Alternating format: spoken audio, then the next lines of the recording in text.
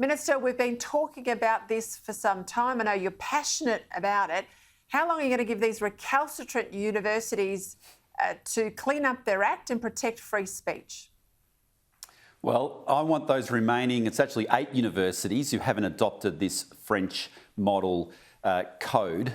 I want them to enact it immediately. And if they don't do it over the next few months, then we will be implementing it. Now, what this code is, it was developed by the former Chief Justice of the High Court, Robert French. He's now Chancellor of University. It outlines principles in relation to free speech. All the universities have agreed to it, and I simply want it enacted. And I've said to them today at our Universities Australia conference that if they don't enact it, or if they're unable to, they can't, then we will legislate later this year in order to do so, because it's the key principle which underpins what our universities are about, Peter, as you know. Because if you can't have freedom of expression, how do you pursue knowledge creation? If you can't have freedom of academic inquiry, how can you possibly seek full truth, which is what universities are supposed to be about?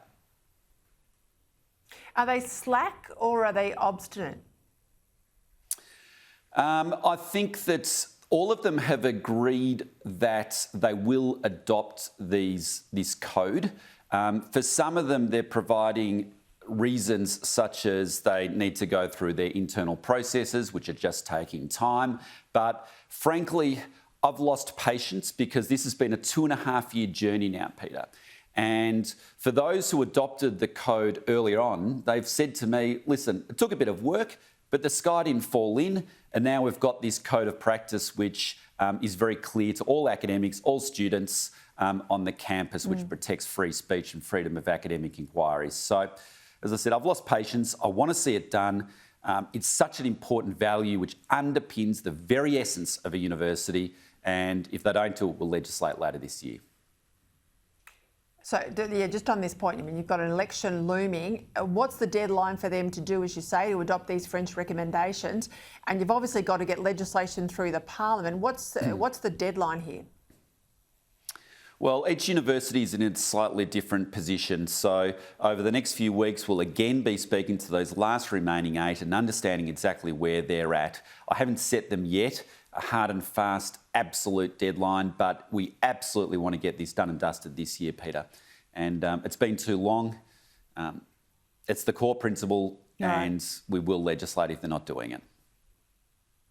I want to go to another issue that's blown up right around the country today. This report from Monash University, it's a book actually, academics writing for schools and teachers, saying that teachers should be ordered not to use the phrase boys and girls and instead teach students about so-called super diversity. It's called the Building Better Schools Guide, and as I said, academics at Monash University have published it. It also instructs educators to replace the term English as a second language, which is a statement of fact, with this line of emergent bilingual. Now, you can't make this stuff up, Alan Tudge, but it's coming out, of course, from Monash University, so it has a brand. I think there'll be schools out there that think, so it's pretty important that I implement all of these dictates. Again, what can be done about this stuff? Well, Peter, I don't think this has been implemented in any schools yet, and I hope it isn't implemented in any schools in the future.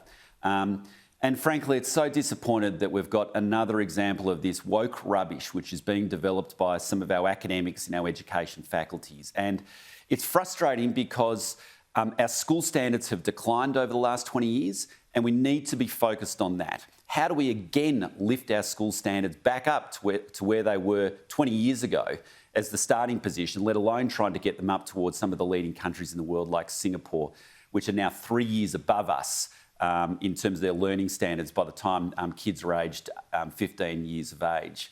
So that's where I want the focus to be. I want people to disregard this woke rubbish. I think normal parents, to be honest, Peter, they call their kids boys and girls, and I hope they do forevermore, and they shouldn't be paying attention to this sort of garbage. I know we all say that, but unless someone takes a stand, this stuff is insidious, it creeps in everywhere, and it suddenly becomes fact, and then no one wants to root it out. Before we go, I've got to ask you, you're a Victorian. Why don't we have a Royal Commission into this COVID crisis? All the money we've spent, we've got a lot right. There's a lot we haven't got right. Surely we've got to do an inquiry and learn from what's happened.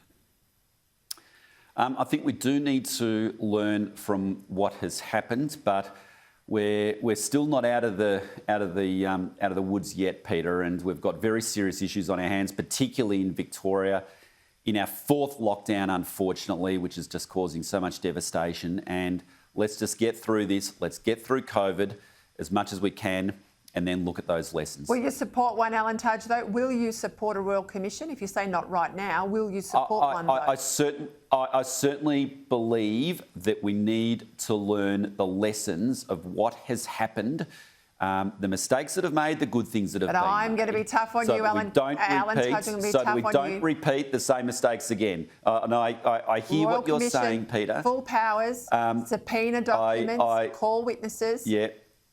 I hear you, and I'm saying very clearly that we must have some sort of understanding of what went wrong and what's gone well, so that we can learn the lessons for future pandemics, which inevitably will come in decades' time. How that manifests itself, Okay. I don't want to say at this stage. Our focus is trying to get through the pandemic at the moment, rather than necessarily focus right on that right now. Okay, this will not be the last time I come at you with that question. I'm going to keep it up and drive you nuts. Alan Tudge, thank you for your time. I fully expect you to do so, Peter. Thank you.